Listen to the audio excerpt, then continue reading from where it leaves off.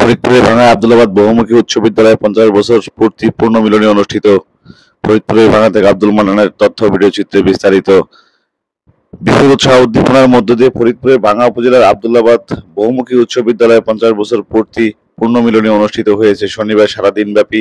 1975 থেকে 2023 সালের এইচএসসি ব্যাচের প্রায় 950 জন ছাত্রছাত্রীদের মিলন মেলায় সারাদিন মুখরিত ছিল বিদ্যালয় চত্বর।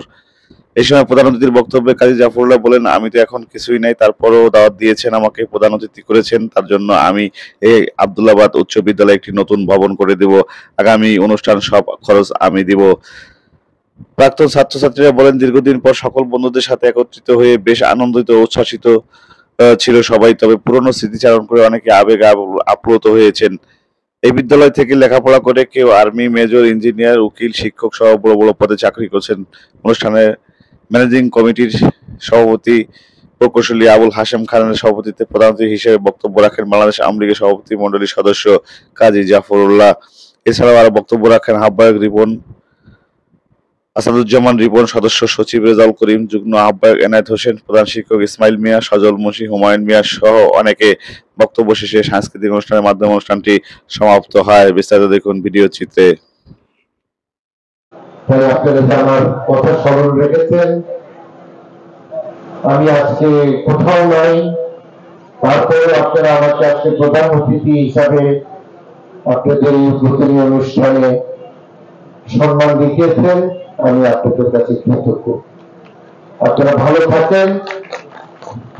শিক্ষিত ছেলে মেয়েরা আছে যারা জীবনে তারা নিজেরা প্রতিষ্ঠা ভালোভাবে হয়েছে, কিন্তু এই যে স্কুলের কমিটি একটা উদ্যোগ নিয়ে 54 বছর পরে হলেও তারা 50 বছর পূর্তি অনুষ্ঠানটাতে করেছে, তাদের কিন্তু আমাদের অবশ্যই ধন্যবাদ জানাতে হয়।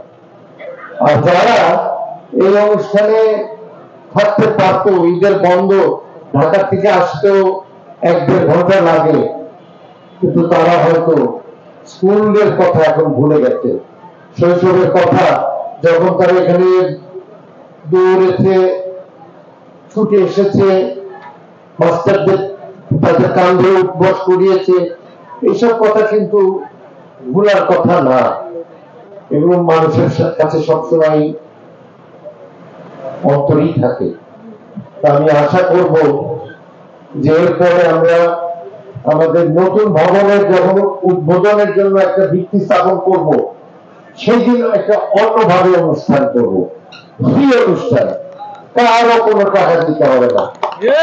খাওয়া দাওয়ার জন্য টাকা দিতে হলে আমি দিব কমিটিকে, অন্য কার থেকে টাকা লাগবে না, যাতে সকলে তাদের যে school, high school, primary school একই জায়গায়, তারা যাতে তারা যখন বয়স হয়ে যাবে তারাও যাতে তাদের এই স্কুলের কথাগুলো তারা স্মরণ রাখতে পারে।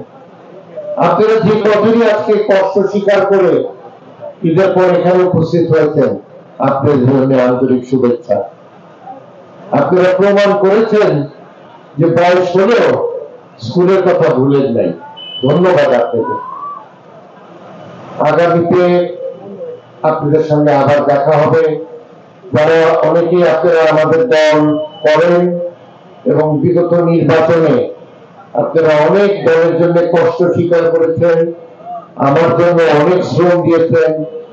আমি আমার প্রিয় ভাই বোনেরা আপনাদের কাছে, আমি, আমার পরিবার, আমার ছেলে, আমার মেয়ে, আমরা সবাই চিরদিন আপনাদের কাছে কৃতজ্ঞ থাকবো। কারণ মানুষের ভালোবাসা টাকা পয়সা দিয়ে কেনা যায় না। মানুষের ভালোবাসা কামাই করতে হয়, আদায় করতে হয়। আমার কাজের ফলে আমাকে আপনারা ভালোবাসবেন, না হলে ভালোবাসবেন না। সুখী থাকেন। আপনাদের সকলের সুস্বাস্থ্য কামনা করছি। আবার দেখা হবে। জয় বাংলা, জয় বঙ্গবন্ধু, জয় হোক ভাঙা, বিশেষ করে আমাদের নাসিরাবাদ ইউনিয়নবাসী।